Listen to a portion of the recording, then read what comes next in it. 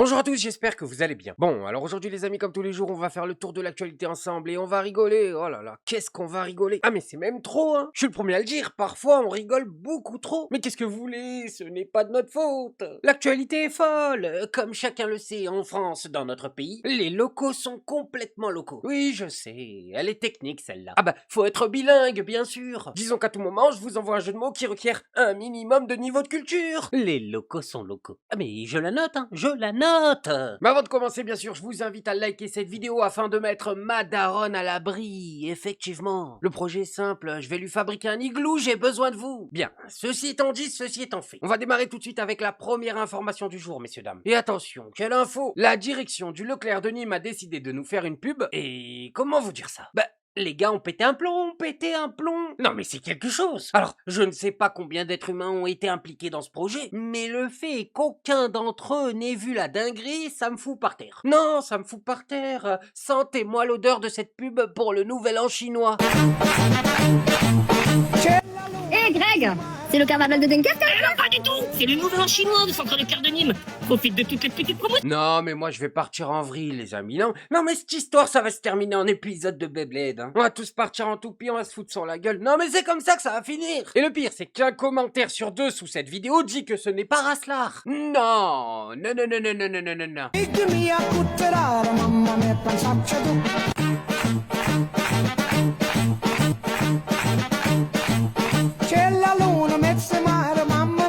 Bon allez, ok. Oui, la vidéo est raciste. Non mais cassez-moi pas les steaks, il est en train de secouer des baguettes devant du riz. Alors heureusement, je vous rassure les amis, l'enseigne Leclerc s'est désolidarisée totalement de cette pub. Elle a été supprimée et la responsabilité ainsi que l'initiative reviennent tous à la direction du Leclerc de Nîmes. Au moins, contrairement à ce qu'on peut entendre à l'extrême droite, l'erreur a été reconnue. Mais moi je vous le dis, c'est chaud les gars. Ah c'est vraiment chaud qu'en 2026 vous soyez capable de nous pondre des choses comme ça, sans vous rendre compte que le truc est bourré de stéréotypes racistes. Je vous préviens, ne nous faites pas ça pour le ramadan, on ne va pas être copains, non, on ne va pas être copains. Bon, et sinon sur un tout autre sujet, en direct sur CNews, on a Sarah Sadman qui réagit avec du ping. Ah bah y a comme qui dirait un délai de réaction, oui. Ah ça va, je taquine. C'est ce qu'on dit, mieux vaut tard que jamais. Suite aux propos incroyables de Karine Le Marchand tenus sur CNews il y a quelques jours, Sarah Sadman a décidé de remettre les pendules à l'heure. Ah ça fait plaisir. Elle est venue pour recadrer Pascal Praud et son équipe. La vie des gens et à décrire ce qu'il avait sous les yeux. Sarah Salman. Non, mais la liberté d'expression, ça permet pas de tout dire non si. plus. Bah si, ça permet de tout dire. Il y a des choses qui tombent sous le coup de la loi et quand il y a eu des condamnations, il y a eu des choses aussi. Donc vous pouvez pas dire là les Noirs et les musulmans. Pascal l'a dit. Je vois pas. Non, les musulmans. Si elle avait dit les Noirs, si elle avait dit les Noirs et les Juifs, j'aurais été la première à être indignée. J'aurais été la première à être indignée. Mais qu'est-ce qui est choquant dans ces propos? Quand vous dites les Noirs et les musulmans, comme Pascal l'a dit à juste titre. Non, je pense que c'est une pensée mondaine. Je pense que c'était comment dire, c'est voilà, c'est une expression. Moi, je vais être honnête. Elle aurait dit les Noirs et les Juifs, j'aurais été la première à dire que ces propos sont inadmissibles. Donc là, on doit le condamner aussi. C'est une couleur de peau. Noir, ça se voit. Ça se voit. Voilà. Musulman, quand un homme porte un camis, c'est quand une femme porte le voile. Tous les musulmans ne portent pas le. D'accord. Et elle, en revanche, c'est ce qu'elle dit. Tous les musulmans ne portent pas. Elle, en revanche, il y avait l'esprit, en fait. C'est toujours pareil. Il y avait l'esprit. C'est pour ça que vous n'avez pas réagi, parce que vous avez compris l'esprit dans lequel elle s'exprimait. Elle disait, quand je suis arrivé à Paris, j'arrivais de Nancy, l'immigration n'était pas présente. J'arrive à Paris, il y a une immigration qui est très présente, et j'en ai été les premiers surpris. Point. Tout le monde a compris ça. Et vous l'avez compris vous-même, c'est pour ça que vous n'avez pas réagi.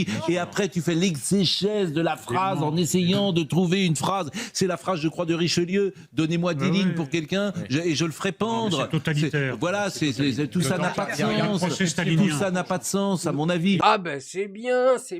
Pascal Praud explique ce qu'a pensé Sarah Sadman alors que Sarah Sadman n'était pas au courant. Incroyable et magnifique. Parce qu'il le fait pendant qu'Éric Nolot t'explique qu'interdire aux gens d'exprimer des propos racistes, c'est totalitaire. Et en plus, elle leur donne l'exemple parfait et cette bande d'hypocrites font semblant de ne pas l'entendre. C'est la vérité. Si elle avait sélectionné une autre communauté, vous seriez tous choqués. Mais oui, en train de nous expliquer que Karine Le Marchand serait anti je sais pas quoi, et qu'en plus, tout ça serait probablement de la faute de Jean-Luc Mélenchon. Ah non, mais ne cherche pas le rapport, c'est comme ça. Bon, et maintenant on va encore changer de sujet. On va passer à Éric Coquerel, qui s'est retrouvé face à une Nathalie de Saint-Christ, qui elle-même était là pour se foutre de nos gueules. Non mais le culot.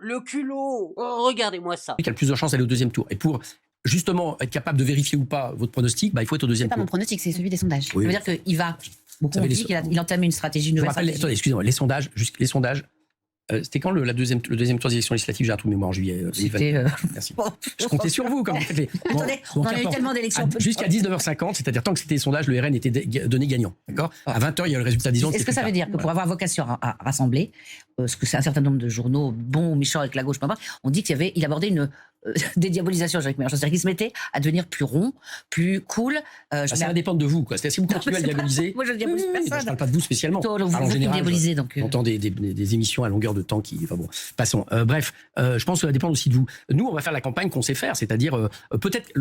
L'avantage des campagnes, et pourquoi à chaque fois, du coup, ça grimpe dans les campagnes, c'est qu'on nous écoute plus, nous, que les commentateurs sur nous. Voilà. Et quand on nous écoute plus, les gens se rendent compte finalement que, non, on n'est pas des affreux extrémistes qui menaçons la République et je ne sais quoi encore. Voilà. Donc c'est, à mon avis, ce qui explique pourquoi Jean-Luc Mélenchon a tant de succès quand on commence une campagne présidentielle, parce qu'on écoute l'original et non pas la copie qu'en donnent les médias. Mais et tu laisses passer ça, toi, Eric. C'est-à-dire qu'on est tous au courant que tous les journalistes de notre pays ont participé à la diabolisation de Jean-Luc Mélenchon. Mais là, c'est bien pire. La personne que tu as en face de toi, Nathalie, est l'une des seules de ce pays à s'être fait prendre la main dans le sac. Et oui, autant pour les autres c'est improuvable, autant pour Nathalie de Saint-Christ, on a la preuve factuelle qu'elle a participé à la diabolisation de Jean-Luc Mélenchon. Même avoir un peu de mémoire avec toute mon amitié, mais quand même, la dernière présidentielle en 2019, il y avait donc à peu près des listes à 6% pour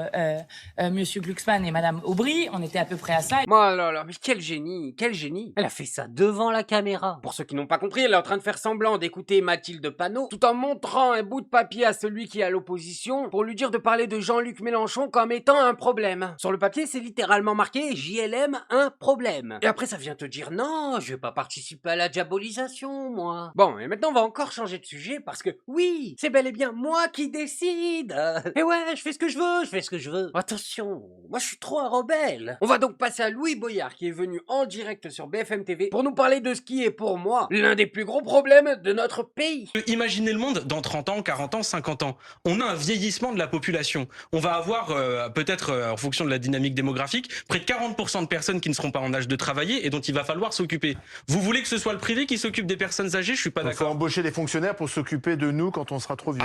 Ou sinon vous continuez avec les EHPAD privés. Moi, j'y enverrai pas mes parents. Par contre, il y a des gens... Dans les EHPAD publics, vous envoyez vos parents. Et vous savez quoi? Il y a des gens qui ne veulent pas y envoyer leurs parents, mais ils ont... Et dans les EHPAD publics, vous envoyez vos parents. Mais ils peuvent pas. Il y a des gens qui ne peuvent pas aller envoyer leurs parents dans le privé. Et c'est pour ça, j'en terminerai avec un dernier point. On a toute une série de secteurs qu'on a privatisés et ça a ruiné la France. Ah oui, alors comment par exemple, EDF. EDF, où on privatise en 2004. Finalement, on se retrouve avec 53 milliards d'euros de dette. Il y a 2 ans, c'est la France qui est obligée de racheter les parts qu'elle a vendus et l'électricité a explosé. Arrêtez de croire que le privé est capable de résoudre tous les problèmes sur les crèches, sur l'hôpital, sur l'électricité. Ça marche bien, par exemple. Ah bah bien sûr, les gens adorent l'autoroute privée. Les autoroutes françaises, elles sont en bon état grâce au fait qu'elles sont privées. Oui, c'est pas très sympathique, mais c'est comme ça. D'accord.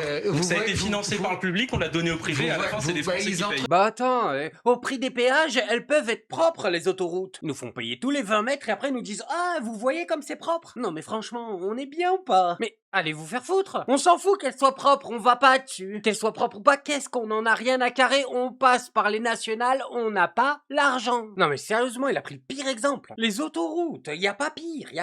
En matière d'escroquerie, l'État ne s'est jamais fait aussi douiller. Vous imaginez, on est tous en train de payer pour se déplacer dans notre pays et cet argent ne va pas à l'État. Excusez-moi, des groupes privés qui te forcent à payer sur ton chemin, il y a une époque où on appelait ça autrement. Hein. Ah bah, c'était des bandits, oui. Bon, et maintenant pour continuer sur les masterclass de LFI, on a Antoine Léaumont qui a eu la bonté d'enfin expliquer au RN en quoi les mecs sont des rasclards, les mecs sont d'extrême droite, non mais faut leur expliquer carrément. Je vais simplement répondre, parce que là on est dans la suite du débat, à notre collègue du Rassemblement National. Bon, vous dites, on vous qualifie de xénophobe, de fasciste, d'extrême droite. Ben oui, pardon, mais on a regardé votre programme. Votre programme, oui, il est xénophobe. Et par ailleurs, tout à l'heure, j'ai pas dit que vous vouliez rétablir la peine de mort, parce que je crois que vous l'avez supprimé de votre programme désormais. Oh, bah si, vous l'avez eu. Alors, pardon. Enfin, Alors, pardon, vous irez regarder les discours de Jean-Marie Le Pen, et puis vous verrez que vous l'aviez bien eu, la question de la peine de mort. C'est pour ça que je vous dis ça. Ça commence toujours comme ça. On commence par dire, oui, faut les mettre en prison à vie, et puis une fois qu'on a mis les gens en prison à vie, on dit, ça coûte cher. Et une fois qu'on a dit, ça coûte cher, et au bout, il y a la peine de mort. Donc, encore une fois, je vous accuse vous-même d'être dans une pente fasciste, même si vous êtes déjà bien fasciste. Vous creusez encore. C'est ça que je dis. Ensuite, sur les différents éléments que vous avez dit, vous dites que les Français veulent plus de sécurité. Mais précisément, en fait, ce que vous ne comprenez pas, c'est que nous, on vous accuse d'être responsable de l'insécurité. C'est ça que vous n'avez pas compris, parce qu'il y a des gens proches du Rassemblement national qui ont, par exemple, été condamnés pour avoir apporté des armes aux terroristes. Mais oui, c'est ça le problème. Et il y a des gens qui commettent des actes criminels sur la base du racisme. Le racisme est une insécurité. Vous l'alimentez en permanence. Donc, nous, ce qu'on dit, c'est qu'effectivement, les Français veulent plus de sécurité, mais que vous empêchez de parler des problèmes d'insécurité en étant obsédés par les questions d'immigration qui ne sont pas la cause de l'insécurité. On a un désaccord sur la manière de concevoir les choses, et c'est bien pourquoi, d'ailleurs, on dit que vous êtes xénophobe. Et puis enfin, vous dites, les Français ont plus de sympathie pour les victimes que pour les meurtriers. Pardon, mais enfin, essayez d'avoir des arguments qui soient un peu rationnel. Évidemment que tout le monde, on est français aussi, hein, ça vous a peut-être échappé, mais nous aussi on a plus de sympathie pour les victimes que pour les meurtriers. Ça vous a sans doute échappé. Bah après, parmi les députés RN, t'en as 1 sur 2 qui sait pas vraiment lire. Donc bon, allez leur demander de lire leur propre programme, c'est peut-être un peu beaucoup. En plus, même en leur expliquant, ils ne comprennent pas la définition des mots. Un truc de fou, ils sont racelards en étant persuadés de ne pas l'être. Moi, à mon avis, ces mecs-là seront toujours dans le déni. Vous l'avez entendu, il a dit c'était pas dans notre programme. C'est vous dire à quel point ils sont capables de modifier la réalité de ce qui s'est passé simplement pour les arranger. Oui, je sais, nier l'histoire, ça a un nom. Mais écoutez, on va être gentil aujourd'hui et on ne va pas le prononcer. Bon, et maintenant pour terminer, accrochez-vous les amis, il faut absolument que vous voyez ce témoignage qui, effectivement, illustre parfaitement les fameuses valeurs de droite dont on nous rabâche les oreilles à chaque fois. Moi, je suis en Charente-Maritime, je suis toujours inscrit sur les trucs d'emploi. Ils en cherchent. Et ils trouvent pas, c'est quand même bizarre. Je vais vous donner l'exemple de mon fils qui est hallucinant, il n'y a pas d'autre mot. Hein. Il est resté 7 ou 8 ans au RSA, donc à 800 €. Hein. Il m'a montré les preuves, hein, donc c'est pas des bobas.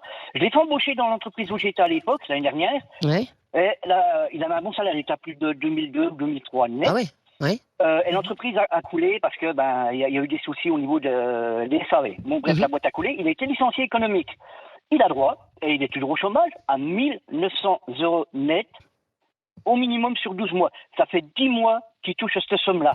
Oui, mais il a travaillé pour ça, Thierry. Vous rigolez ou quoi? Sur 10 ans, il a travaillé 1 an. Je suis pas inquiet qu'il m'écoute. C'est votre propre fils, là, dont vous parlez?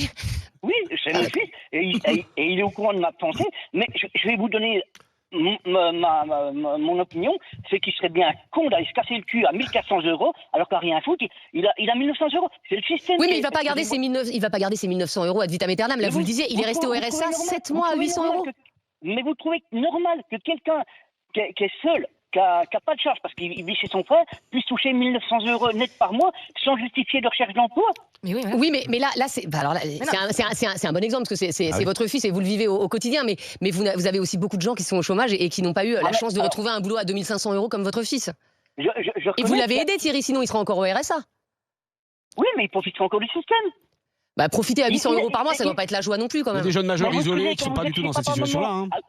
Excusez-moi, quand vous êtes chez papa-maman à 800 € net par mois, que vous payez pas de bouffe, que vous payez pas d'essence, que vous payez pas d'assurance voiture et tout ça, bah vous lui dites de payer les courses. Pourquoi j'irais me casser le cul alors que si je travaille, je gagnerais moins? Incroyable, inconcevable, le niveau 0, messieurs dames. Hein. Déjà, son fils ne peut pas toucher 800 € de RSA puisque en Charente-Maritime, le maximum touchable de RSA est de 550 €. Ensuite, faut vraiment ne jamais avoir travaillé de sa vie pour penser que le chômage est ad vitam aeternam. Non, dans notre pays, si tu as travaillé 1 an, tu as le droit à 4 mois de chômage. Donc ton histoire est impossible de A à Z. Et cerise sur le gâteau, si son salaire était vraiment de 2 300 €, au chômage, il a le droit à 1 700 €. Voilà, pas du tout 1 900. Donc, excusez-moi, mais son histoire est tellement bizarre que j'en suis à un point où je doute même de l'existence de son fils, en fait. Et attention, quelque part, ça me rassurerait. Inventer des dossiers sur son fils et l'afficher devant tout le pays. Ouais, non, mais c'est bon, il sait ce que je pense. Mais y a quand même une différence entre savoir ce que tu penses et le fait que tu le dises et que tu l'affiches devant toute la France. Moi, ce que je considère comme des défauts chez mes proches, je vais pas aller le crier sur la place publique, en fait. Il y a quand même un minimum de respect pour les gens que tu dis aimer, non? Bon, bref, moi je voulais juste vous montrer ça. Maintenant, faites-vous votre avis tout seul. Faites attention à vous, faites attention à ce que vous regardez. Like, abonnez-vous et oubliez pas, le petit com qui fait plaisir. Et on n'oublie pas le petit com qui fait plaisir. Non, le petit com qui fait plaisir. On n'oublie pas le petit com qui fait plaisir. Non, non, celui-là on l'oublie pas.